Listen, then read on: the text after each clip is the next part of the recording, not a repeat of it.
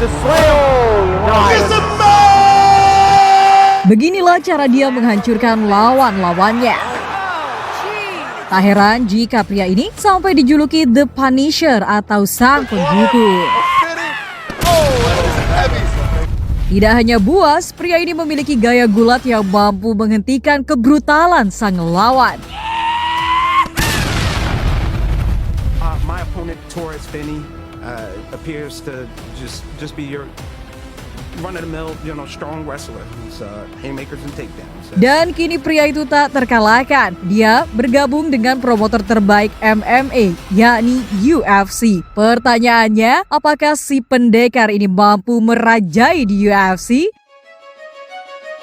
My name is Torres Finney, and I got here from Chattanooga, Tennessee. I train out of Gogi Combatives. Petarung ini adalah Torres Livide. Pria kelahiran 24 Oktober tahun 98. Finney lahir di Macon, Georgia, United States. Lahir dari keluarga pecinta binaragawan, maka tak heran jika sejak kecil orang tuanya sangat berambisi untuk menjadikan Finney sebagai seorang atlet binaragawan. Disiplin dan latihan keras membuat tubuh Finney sudah terlihat kekar sejak masih kecil. Bahkan Finney kecil sudah mampu push up sebanyak 200 kali tanpa henti. Dan itu mustahil bisa dilakukan oleh anak kecil seusianya. Selain angkat berat, orang tua Finney memasukkannya ke dunia combat sport, yakni gulat. Memiliki kekuatan di atas rata-rata lawannya membuat Finney terasa mudah mengalahkan mereka semua.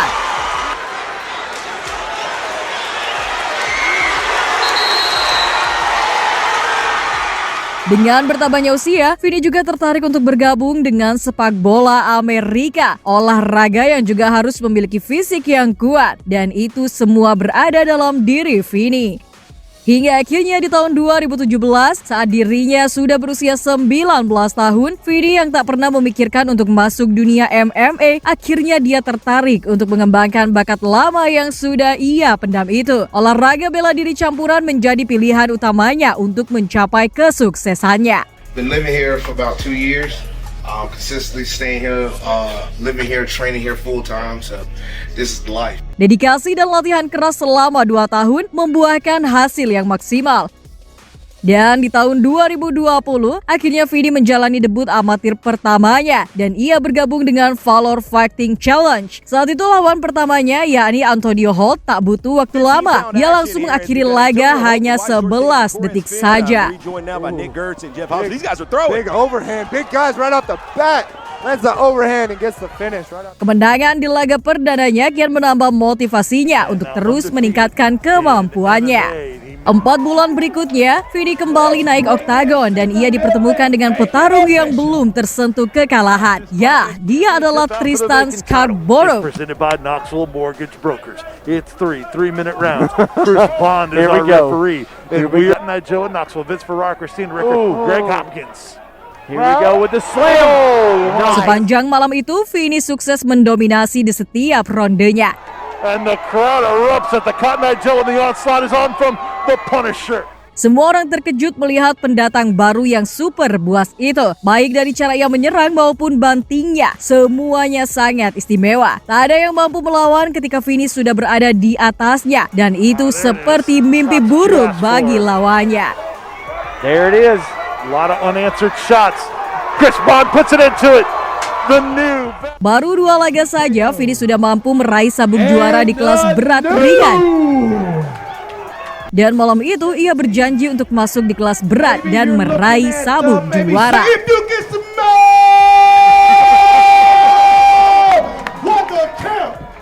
Sesuai janjinya, 3 bulan kemudian, Finney masuk di kelas berat dan ia melawan Kevin Minard, petarung yang belum tersentuh kekalahan. Tak butuh waktu lama, Finney hanya butuh 5 detik saja untuk meraih sabuk juara di kelas berat itu.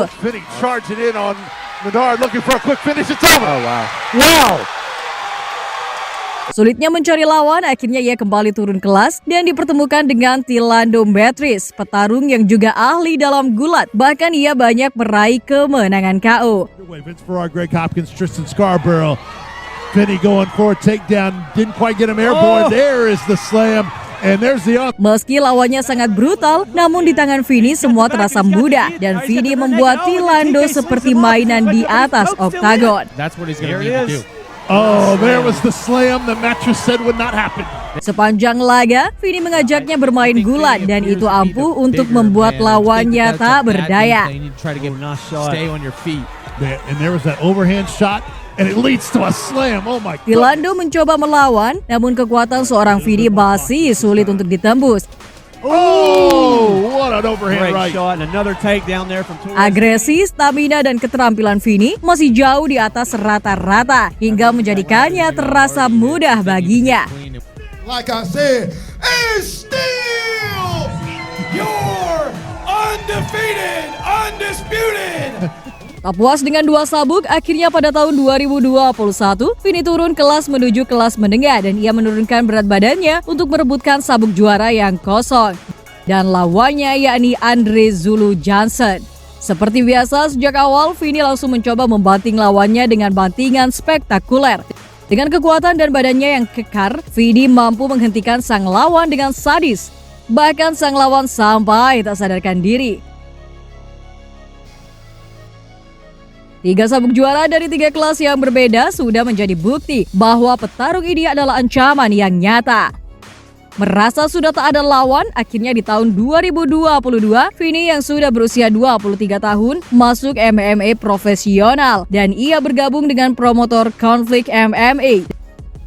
Ladies and gentlemen, this is Torres, the Punisher, Dan lawan pertamanya adalah Wesley McCracken. Duel yang terjadi di kelas menengah itu, Vini langsung menunjukkan bahwa dia adalah pendatang baru yang super buas dan mematikan. Bantingannya masih menjadi serangan andalannya untuk membuat lawannya tak berdaya. Meski sudah dibuat tak berdaya, beruntung saja sang lawan masih bisa selamat di ronde pertama. Now with the side mount is Torres. Trying his best. You got to get over and now mount. This ground and pound I've seen firsthand is very vicious. Dan di ronde kedua inilah wasit memilih turun tangan untuk menyelamatkan sang lawan. Now over this on this side. Over. Yeah. That's it. That's it. Ground and pound TKO for Torres. Semua orang melihat bahwa Vini tidak hanya petarung yang super buas, dia adalah petarung yang bertalenta tinggi. Tak heran jika saat itu Vini dijuluki sebagai sang penghukum. 4 bulan kemudian, The Punisher kembali naik oktagon dan lawannya yakni Jack Sock. Tak ingin membuang-buang waktu, sang penghukum langsung menghukum lawannya sejak detik pertama. Tak ada pilihan lain selain bertahan dari gempuran itu.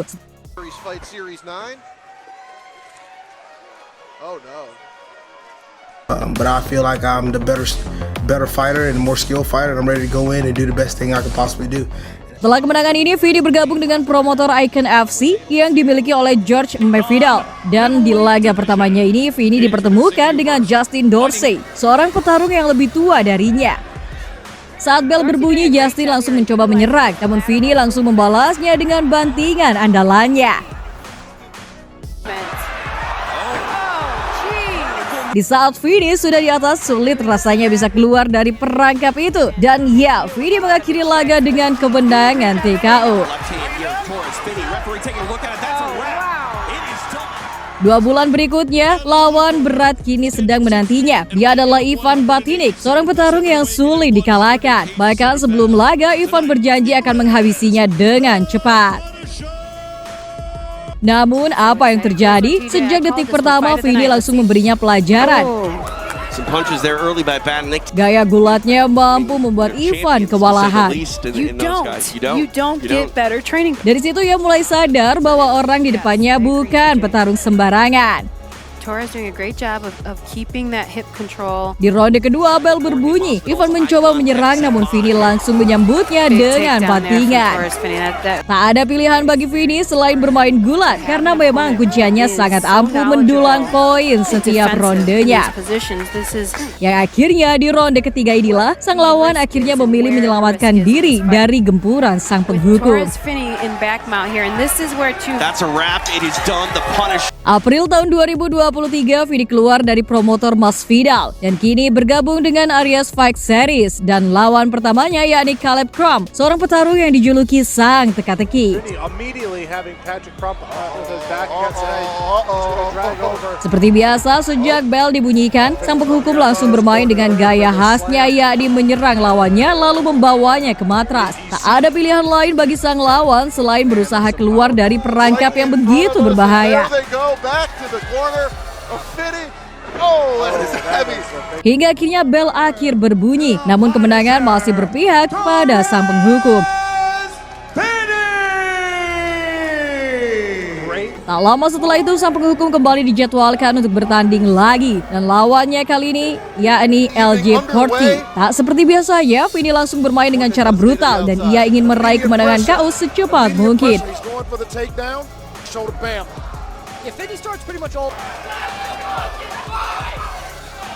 Dan ya, malam itu Vini yang super buas mampu menjadikan lawannya sebagai samsak hidup.